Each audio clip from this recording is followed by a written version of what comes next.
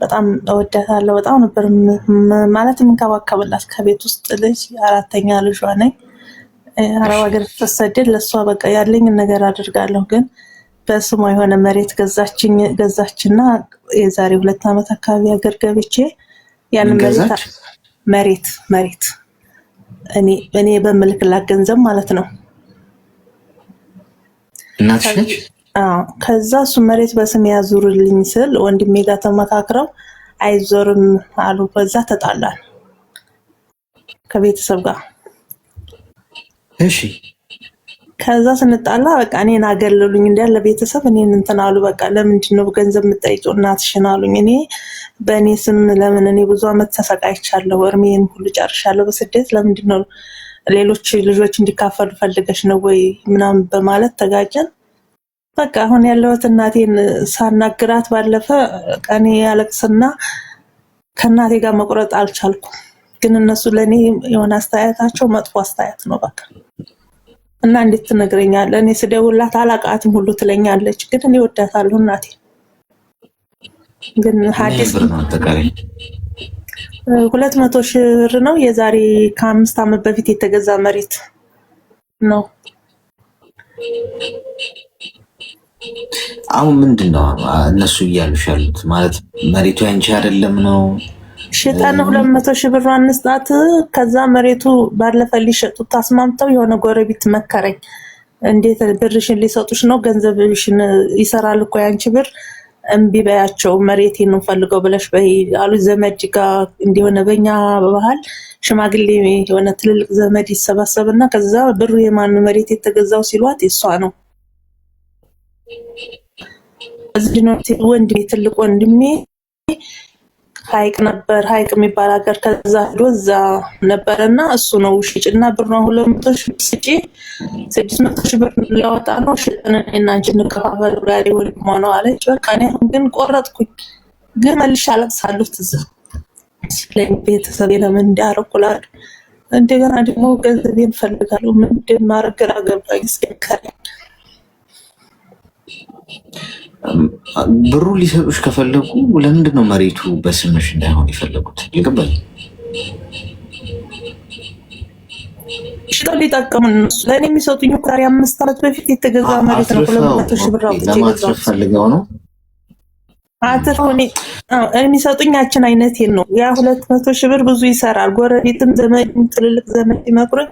እሷ በሰዓት በበረሃ ተቀጥራ ለምንድን ነው እንጂ የምትውሉት መሬትሽንም ቢበያሉኝ እኔ ዘመድ ሰምችን ቢልኩ መሬት ለምን ብዙ ዓመት ተቀምጧል። ይሄኔ ብር ብዙ ነገር ይሰራ ነበር ማለት በዛ ተጋጨን። ግን እናቴ እኔ ውስጣችን በቃ ጥሩ ስሜት የለም። የባንክ አካውንት አለሽ በስምሽ? አለኝ። እሺ አሁን ሚዩት አድርጊና አዳምጪ። ጠቃሚ ሀሳብ ልስጥሽ። ጥፋቱ ያንቺ ነው። እዚህ ውስጥ ያላችሁ ስሙ፣ ጆሮ ካላችሁ ጥፋቱ ያንቺ። እነሱ ምንም አላደረጉም። ገብቶሻል? ገንዘብሽን አምነሽ ልከሽ እንዲገዙልኝ አይባልም። ጮክ ያለው ተናግር ያለው ስንት ዓመት ሙሉ አስሙ። በምንኛ እንግባባ? የሌላ ሀገር ቋንቋ ልማር እንዴ ጋይስ? አልገባኝ። የምነግራችሁ እኮ ነው እየሆነ ያለው ህይወታችሁ ላይ። አትመኑ ማንንም። እናቴ አባቴ አክስት የለም፣ ማንም አይታመንም። ገንዘብ የማይቀይረው ማንንም ሰው የለም። በገንዘብ ጉዳይ ከቤተሰቦቻችሁ ጋር አትነጋጉ። ግዙልኝ፣ መሬት ግዙልኝ፣ ጫማ ግዙልኝ፣ ሻሽ ግዙ አትበሉ። ራሳችሁ አታረጉትም እንዴ? ምንድነው ችግሩ? አልገባኝ። ወይስ ንትርኩን ትፈልጉታላችሁ? ሰው አያደርግም። እንዲህ ግዙልኝ ብለሽ ስትሄጂ አቀንሶ ወይ ተጠቅሞበት የምናምን ነው ይገዛልሽ። ተራ ጉዳይ ተራ ደግሞ ይገዛና ደግሞ ያንንም ደግሞ ኦኬ እቺን ነገር ስናያት ጥሩ ታወጣለች። 200,000 ብር ነው የለካቸው። 200,000 ብር አርገን እንስጣት፣ እኛ 6 ብንሸጠው ቀሪጦ እናደርጓለን። አለቀ። ምን ታመጫለሽ? አትከሺ። እናትሽን ፍርድ ቤት ሄደሽ ተፈጥሮ ይዝሻል። ጥፋቱ ያንቺ ስለሆነ ኃላፊነቱ ስጪ። 200,000 ብርሽን ያስገቡልሽ በአካውንትሽ። ጠንክረሽ ስሪ፣ ገንዘብ ሴቭ አድርጊ፣ አካውንትሽ ውስጥ ሴቭ አድርጊ። ሂጂና ምን የመሰለ ቤት ራስሽ ቆመሽ ግዢ ወይ ስሪ። ከአንቺ ይለፍ። ከእናትና ከአባቶች ጋር በገንዘብ ቆመሽ መከራከር በራሱ በጣም ከባድ ስሜት አለው። ይህን ስጡኝ፣ ይህን ከለከሉኝ ምናምን ሽማግሌ ሰብስበሽ ከአባትሽና ከእናትሽ ጋር አንቺ ከእነሱ መሻል አለብሽ። ገብቶሽ እነሱ ማስተዋልና ከልጃቸው ጋር ማስተዋል አቅቷቸው ከልጃቸው ጋር በገንዘብ ጉዳይ የሚፋለጡ ከሆነ ታይላቸው። ስንትም ያትርፉ እስቲ ጥቃማቸው ህይወታቸው መልሶ እኮ እጅሽ ላይ ነው የሚጥላቸው። አለቀ። የተገፋ ሰው ሁሌ ጥሩ ተገፉ ባይዘ የገፋሽው ሰው ሁሌ እጃችሁ ላይ ነው የሚወድቀው። ምናልባት አንቺ ገንዘቡን 200 ሺህ ብሩን አስገብተውሽ እነሱ 600 ሺህ የሚሸጠውት ለምሳሌ ነው ልጅ አትርፈው ምናምን ተቆዳድሰው ተከፋፍለውት ምናምን አይጠቅማቸውም፣ ህይወታቸውንም አይቀይርም። ያንቺ ላብ ስለሆነ ሰው በልተው ጨርሰው ነገ ከነገ ወዲያ እጅሽ ላይ ይወድቃሉ። እጅሽ ላይ ይሄ የህይወት ህግ ነው። ባይዞ መቼም ቢሆን አትግፉ። የምትገፉት በተመሳሳይ መልኩ እናንተን ይገፋችኋል። ምንም ነገር አሁን ለምሳሌ ይህንን ጠረጴዛ ብገፋው በተመሳሳይ ፎርስ እሱም እየገፋኝ። ምሳሌ በህይወት ውስጥ ሰውን ስትገፉ በተመሳሳይ መልኩ ወደ እናንተ የምትገፉበት ነገር ይመጣል። ስለዚህ ማንንም አትግፉ፣ ከማንም ምንም አትንጠቁ። ይንጠቋችሁ እንደው ጥሩ ነው። ስለዚህ እሺ 200 ሺህ ብር ነው እሺ አስገቡልኝ በይና ያስገቡልሽ። ከዛ በኋላ ዝም በይ፣ አንገትሽ እንድፊ፣ ምንም አትናገሪ፣ ከማንም ጋር በገንዘብ አትንደካኪ። ስሪና በአካውንትሽ ገንዘብ ሴቭ አድርገሽ እዛ ያለሽን እዚህ ያለሽን አንድ ላይ አድርገሽ ስትሄጂ በአካል ራስሽ ቆመሽ ለማንም ሳትናገሪ ጥሩ ቦታ መርጠሽ ጥሩ ቤት ገዝተሽ ቆንጆ ኑሮ ትኖሪያለሽ። ይህንንም እንዳይከለክሉሽ እንትን ማለት ነው። ምክንያቱም ይህንንም አንሰጥም እንኳን ቢሉ መቼም ፍርድ ቤት እናትሽን ከሰሽ ትከራከሪያለሽ ማለት ገባር ነው። በዚህ መንገድ አስተካክዩ።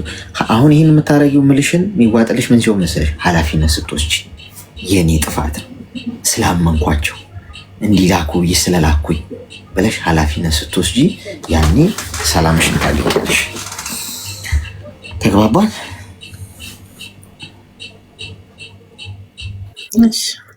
በጣም ነው የማመሰግነው። ብዙ ጊዜ እከታተላለሁ ረጅም ዓመት። በጣም ነው ግን ከልብ የማመሰግነው። ምንም ችግር የለም። ይልናት አመሰግናለሁ። እሺ ወንድ ከባድ ነው። እየሰማችሁ ነው።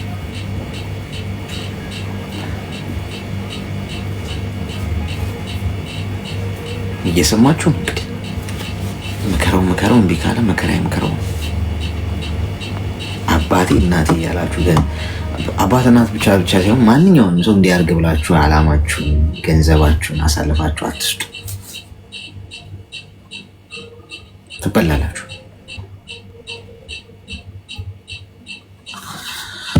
እሺ ሜምበር ሁኑ። እሺ ጋይስ ቆይ ኮይን ሰጣችኋለሁ። ቆይ ማለት ሄሎ ጤና ይስጥልኝ። እንኳን ደህና መጣሽ።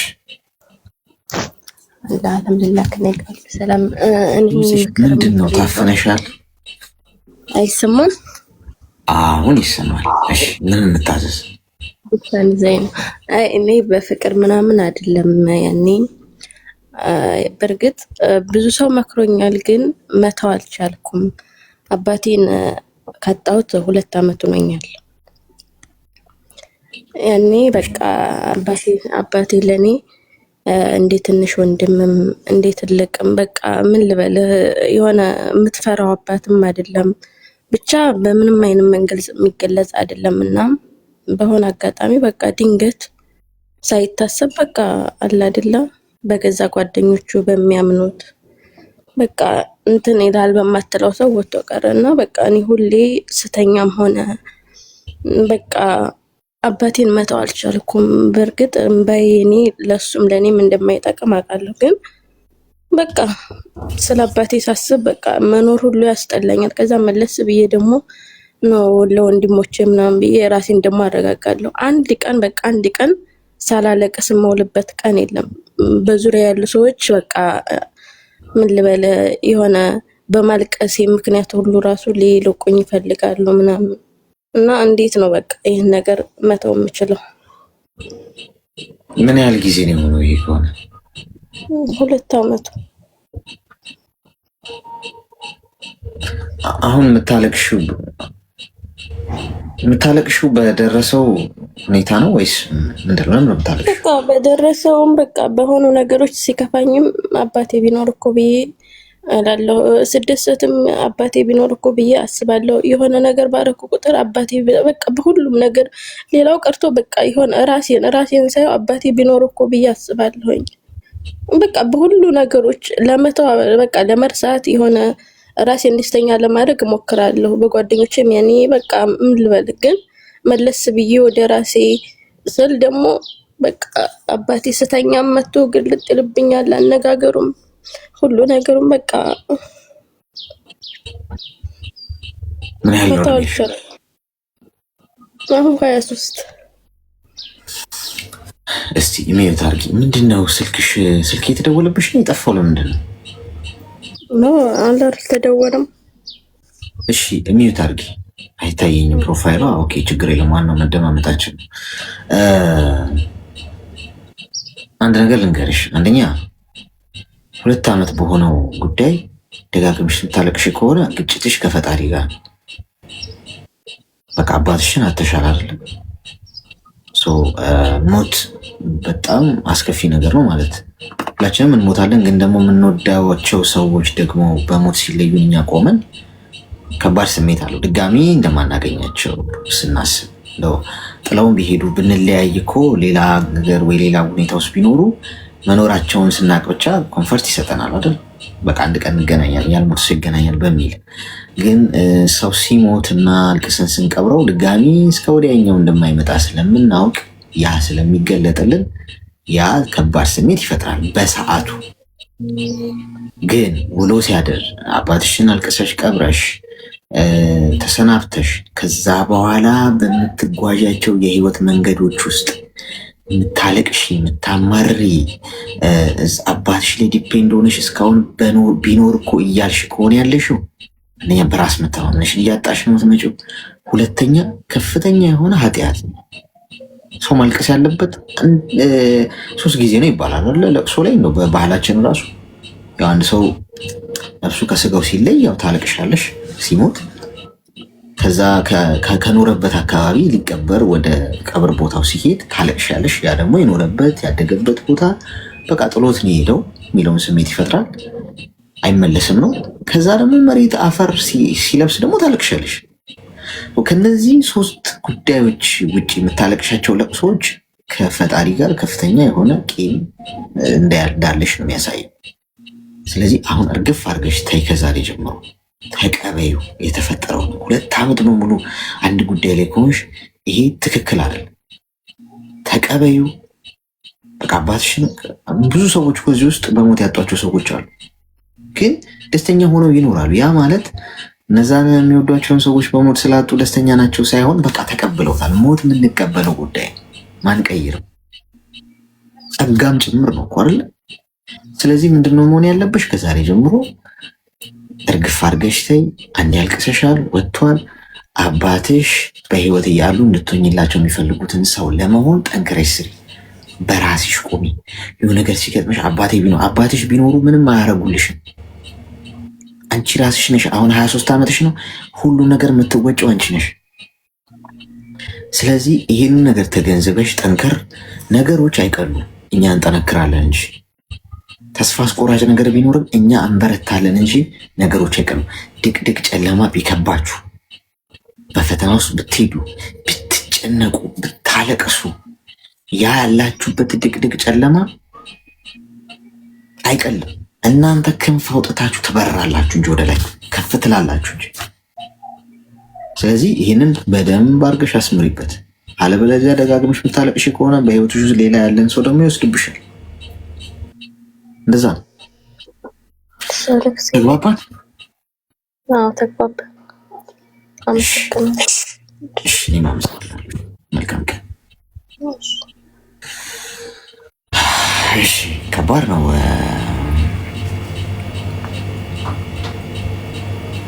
ከባድ ነው።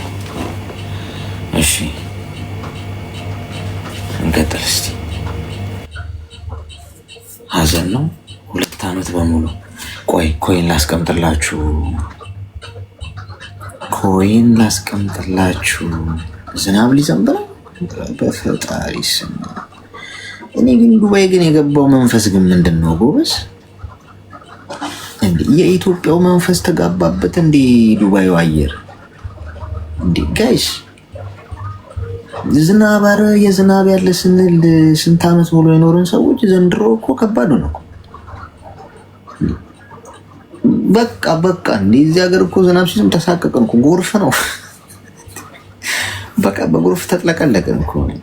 እኔ በተለይ ቤት ሳልቀይርማ እንደው አስቸጋሪ ነው። ግራውንድ ነው የምኖረውና ዝናብ ሲዘንብ እዚህ በቃ ቀጥታ የሚገባው ቤት ውስጥ ዘሎ ሳያስፈቅድ እና ትንሽ ጣራው ዝናብ ቢጤ ነገር በመታው ቁጥር ኪሎ ነው የምንቀንሰው። እዚህ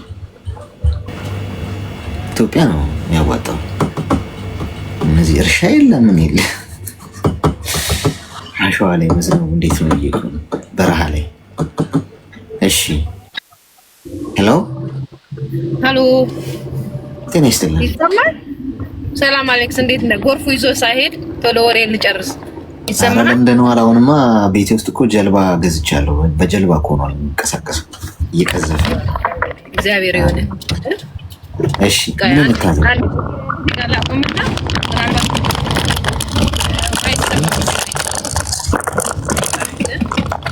የሆነ የሚንኮሻኮሽ ነገር አለ። አዎ እሱን እያልኩ ነው። እየነዳ ስለሆነ ለዛ ነው። እሺ ላቆምና እስቲ ቆም አድርጉና አሁን ሰላም አለው። አሁን ጥሩ። ኦኬ አሌክስ፣ እኔ ታሪኬን ላጫውታችሁ።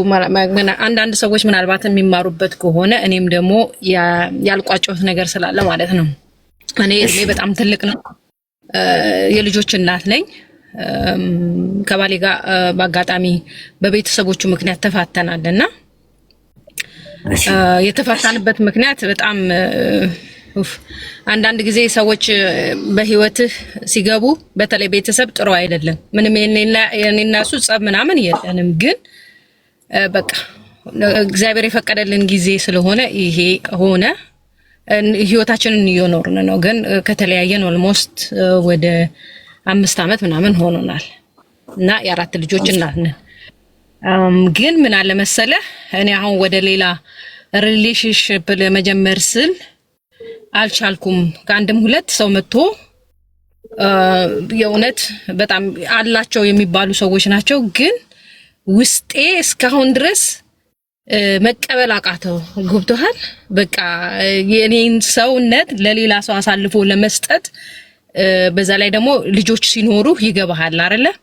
ለልጆች ስትል እንትን ትላለህ። ልጆች እኔ ትልልቆች ናቸው ማለት ይሄን ያህል ህፃን አይደለሁም። እኔም እንዳልኩ ትልቅ ሰው ነኝ፣ ህፃን አይደለሁም። ግን በቃ የኔን ሰውነት ለሌላ ሰው እንትን ማለቱ ስቲል ከበደኝ። ምን እኔ ብዙም ጓደኛ የለኝም ይሄን ያህል ግን ከአንተ ጋር ገብተው ሰዎች ሲያወሩ ምናምን የእውነት ደስ ይለኛል። አንድ ቀን ምናልባት ሀሳቤን አካፍላቸው ይሆናል እያልኩኝ፣ ግን ዛሬ ቆይ እስኪ ለምን አልደፍርም ብዬ ነው በአጋጣሚ ከፍተህ ሳይህ ጊዜ የገባኋትና ሙቭ-ኦን ለማድረግ አንዳንዴ የሚከብድ ነገር የለም። ከሌላ ሰው ጋርም ለመጀመር ልጆችህን ታስባለህ።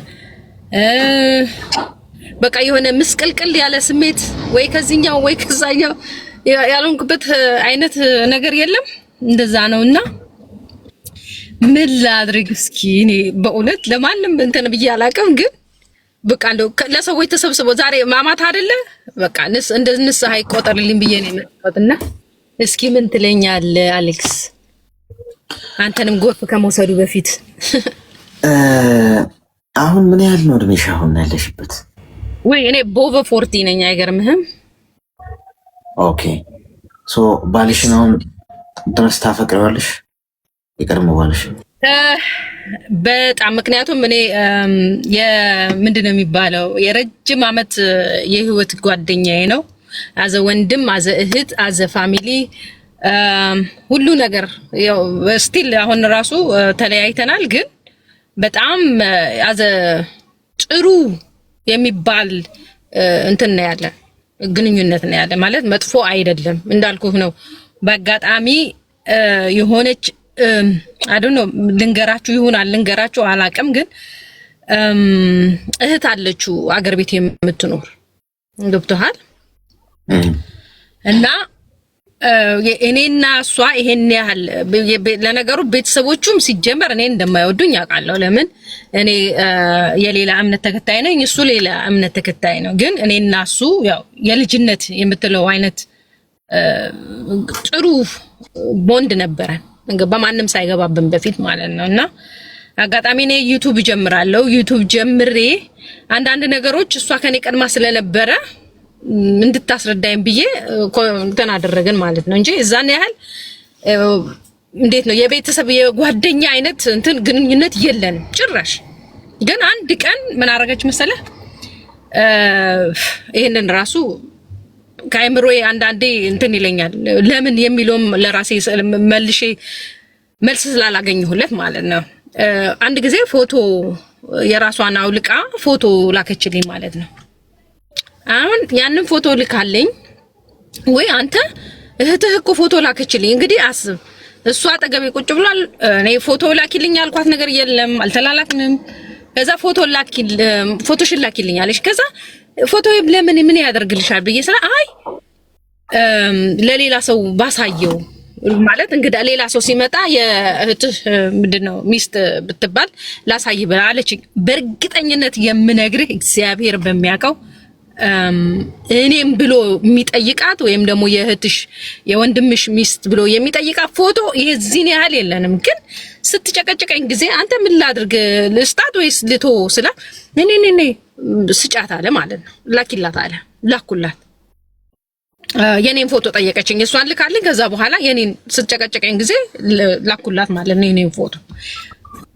እኔ የሚካኤል ልጅ ነኝ፣ እግዚአብሔርን በጣም ነው የማወደው። ግን ያ ፎቶ ከሄደ በኋላ ከላኩላት በኋላ እሱ አገር ቤት መሄድ ነበረበት። አገር ቤት ሄደ። ተመልሶ ሲመጣ እኔ የማቀው የኔ አብረን እናረጃለን ያልኩት ሰውዬ ተቀይሮ ሌላ ሞንስተር ሰው ሆኖ አይመጣም።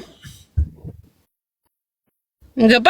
በዛ ምክንያት ለእንትን እንኳን ምንድነው ይሄ አንዳንዴ ሰው ሰብስበ እኔ ይሄ ሰብስበ እኔ ሰው ያለኝ ሰው አይደለሁም ማለት ይሄ ጓደኛ ማበዛም አይደለሁም። ለምን ነገሬ ሁሉ እንትን ነው ፊት ለፊት ነው። ገብቷል? እኔ የሚደበቅ ምናምን ይሄ ህይወት የለኝም። እና መጣ በቃ ነው እኔ ዲቮርስ ነው የምፈልገው ምናምን አለ። ኧረ ተው እባክህ፣ ያለመንኩት ነገር የለም። ከዛ የሆነች ናይጄሪያ ጓደኛ ነበረችኝ ማለት የመስሪያ ቤት ሰው እንደዚህ አወራኋት። ሳወራት ጊዜ ሙሉ እንደዚህ አይነት ነገር እኮ እንዲህ አለ ማን ፎቶሽን ላኪ አለች። ከዛ በኋላ መባነን ጀመርኩኝ። ገብቶሃል? በጣም ከዛ እንደዚህ ብዬ ስጠይቅ የሚመልስልኝ ሰው የለም። እንደዚህ ምንድነው ብዬ ስጠይቅ ማለት ነው። ከዛ የሆነ ሰዓት ላይ ቲክቶክ ላይ የሆነ ሰው እንደዚህ በፎቶ ምናምን ኦኬ። ከዛ በኋላ እሱን አንደርስታንድ ማድረግ ጀመርኩኝ ማለት ነው።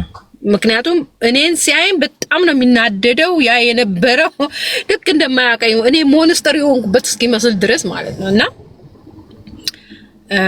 መጨረሻ ላይ ያው መለያየት ስለነበረብን ተለያየን። አሁን ከትንሽ ጊዜ በኋላ ያው ነገሮች እየበረዱ የሆነ ቤተክርስቲያን ላይ የተላከውን ፎቶ አቃጢው ምናምን አሉኝ ማለት ነው። ፎቶውን አቃጠልኩት። እኔ የላኩትን ፎቶ አቃጠልኩት። ገብቶሃል? ከዛ በኋላ ወደ ራሱ መመለስ ጀመረ ማለት ነው። የእውነት እግዚአብሔርን ነው የምልህ ወደ ራሱ መመለስ። አሁን በቃ ኢቭን አንዳንዴ ቫካንሲ ሁሉ አብረን የምንሄድበት አጋጣሚ አለ። ግን እሱ ሙቭዋን አድርጓል ማለት ኦልሬዲ በራሱ ህይወት የራሱ መንገድ ደስ በራሱ በሚፈልገው አይነት ህይወት እየኖረ ነው። ግን እኔ ግን እዚህ ጋር ስታክ አደረኩኝ ማለት አብሬ መመለስ አይደለም። ግን በቃ የሆነ አንተ ከሌላ ሰው ጋር ስትሄድ ገላህን ሌላ ሰው አሳልፈ ስትሰጥ የሆነ ለልጆቼ የሆነ መጥፎ እናት የሆንኩባቸው አይነት ነገር ወይም ደግሞ የሆነ ለቃሉ አነጋገር በጣም ይቅርታ የሆነ ገላዋን ሸጣ የምታድር ሴት ገባህ በባለ እንደዛ አይነት። ምክንያቱም አንድን ሰው ወደህ አፍቅረህ ሲሆን ነው ጥሩ ይመስለኛል አይደለ? ግን እኔ ያ ነገር በአሁኑ ሰዓት ነገር የለም። ከሱ ጋርም ያለኝ ግንኙነት ያው አዘ ሲስተርን የልጆች አባት ስለሆነ ማለት ነው። ገባህ? እና ይሄ ነው ያለው። ሌላ የምትጠይቀኝ ካለ እጠይቃለሁ፣ ግን አንተም ደግሞ እስኪ ንገረኝ። እሺ ሚዩት አድርጊና አዳምጪኝ። አሁን አንደኛ ከቀድሞ ባለቤትሽ ጋር ያለሽ ነገር ቆም፣ ጨርሳችኋል፣ ተለያይታችኋል፣ የራሱን ሙቭ አድርጓል ብለሽኛል። አሁን ችግሩ ምንድነው? አንቺ ሌላ ሰው ህይወት ወደ ህይወትሽ ሲመጣ ልብሽ ውስጥ ያልወጣ ነገር ስላለ ወይም ያልዘጋሽው ቶፒክ ስላልዘጋሽው አንቺ ሌላ ሰው መቀበል ተቸግረሻል፣ ወይም ከሌላ ሰው ጋር ለመቀጠል፣ ለማውራት፣ ለመግባባት በቃ ለመጓዝ ተቸግረሻል። እሱ እኮ ሄዷል። አንደኛ ወደኋላ መመለስ አትችይም። ያለፈው ህይወትሽ ላይ ደግመሽ መግባት ያንን መግለጥ አትችይም። ኤክሶቻችሁ ኤክስ ናቸው፣ በቃ አለቀ። ይህ ማለት መጠላላት አለባችሁ ማለት አይደለም። አንቺ ቀድሞ ባለቤትሽ ጋር እንደ ጓደኛ ስትገናኝ ስቀሽ አንዴ ምናምን ተባብለሽ እኮ እንትን ትያለሽ፣ ግን ህይወትሽ ውስጥ አታስገቢው መልሰሽ፣ በቃ አለቀ። ያን አደረግሽ ማለት ያነበብሽውን መጽሐፍ መልሰሽ ማንበብ ማለት ነው። ያየሽውን ፊልም መልሰሽ ማየት ማለት ነው። ሌላ ታሪክ የለም። ብዙዎቻችሁ ከኤክሶቻችሁ ጋር ብዙ ዓመት ተለያይታችሁ ቆይታችሁ ከዛ እንደገና እንመለስ አይነት ነገር ስትባሉ ደግማችሁ አዲስ ሰው ይመስላችሁና ወይ ተለውጭ ያለው ተቀይር ያለው ሲላችሁ ተቀበሉታላችሁ። አይደለም፣ ያነበባችሁትን መጽሐፍ መልሳችሁ ታነቡታላችሁ። ግን ሲለያይ ሰው ጠላት መሆን አለበት ብዬም አላምንም። በቃ ኖርማል ነው መሆን ያለብን በዛ ሰው በቃ ህይወታችን ውስጥ አይገባም እንጂ እንደ ማንኛውም ሰው ነው፣ ልናከብረው ይገባል። እግዚአብሔር ሰላምታ ልንነፍቀው አይገባም። ጥላቻ ውስጣችን መብቀል የለበትም። ወደ ህይወትሽ ሌላ ሰው ለማስገባት አሁን መጀመሪያ ማድረግ ያለብሽ ውስጥ ያለውን ማውጣት። ውስጥ ያለውን አውጪ፣ ዝጊ ቶፒኩ። አዲስ ገጽ ከመግለጥሽ በፊት አንቺም ውስጥ ያለውን ሳታክሚውና ከውስጥሽ ኦልሬዲ ጨርሻለሁ ብለሽ ሙቭ ማድረግ ሳትጀምሪ ነው ሌላ ሰው ሲመጣ እንደገና እየተጋጨ የሚመለሰው። ስለዚህ ከዛሬ ጀምሮ ምን አድርጊ? ከቀድሞ ባለቤትሽ ጋር ያለሽን ፍላጎት፣ ኢንትረስት፣ ፍቅር ሊሆን ይችላል፣ ምንም ከውስጥሽ አውጪው። ጊዜ ይወስድብሻል፣ ጊዜ ይወስዳል። ገብቶሻል? እሱ የሚያስታውሱሽን ነገሮች ከሱ ኤሪያ አካባቢ መራቅ ለጊዜው ገብቶሻል። ከዛ በኋላ ነው አዲስ ሰዎችን ስለመታወቅ ማሰብ ያለብሽ። ወደፊት ደግሞ ቀስ ያለ ሌላ ሰው ወደ ህይወትሽ ሲመጣ የተሻለ ነገር ሲሰጥሽ፣ የተሻለ ነገር ሲያሳይሽ ደግሞ ያ በአዲሱ ሚሞሪ እየተተካ ይሄዳል። መርሳትም አይጠበቅብሽም። አንዳንድ ነገሮችን እኮ መርሳት አይደለም ያለብን፣ ማከም ነው ባለበት። አይረሳም አይምሯችን፣ መርሳት አይደለም የተፈጠረው፣ ማከም ግን እንችላለን እዛው ባለበት። ስለዚህ ይህንን በማድረግ ወደፊት መንቀሳቀስ መጀመር ይጠበቅብሻል። ተግባባል? በጣም ነው የማመሰግነው። አትሊስት የሆነ ነገር ከአእምሮህ ሁል ጊዜ የሆነ ነገር ይዘህ አእምሮህ እንትን ያደርጋል። ምንድነው ቲክ ቲክ ቲክ ያደርጋል አይደለ? ለዛ ነው እና አንዳንዴ ስታወራው የሆነ ነገር ይወጣልሃል። ለዛ ነው ያወራው ነው አንደርስታንድ። እሺ አካሙ በጣም ነው የማመሰግነው። እግዚአብሔር ብርክ ያርግ። መልካም ይሁን። ቻው። እሺ ቻው። እሺ ያው ከባድ ነው ለእሷ ማለት ነው። ሌላ ሰው ወደ ህይወታችሁ ኤክስ የሆኑት እኮ በምክንያት ነው ጓዶች። ኤክስን ዋይ ለማድረግ እየሞከራችሁ ከሆነ ችግር ውስጥ እየገባችሁ ያላችሁ። ዋይ ኤክስን አስቀምጠ ዋይ መፈለጋ ምናምን የሚባል ሂሳብ ሄሎ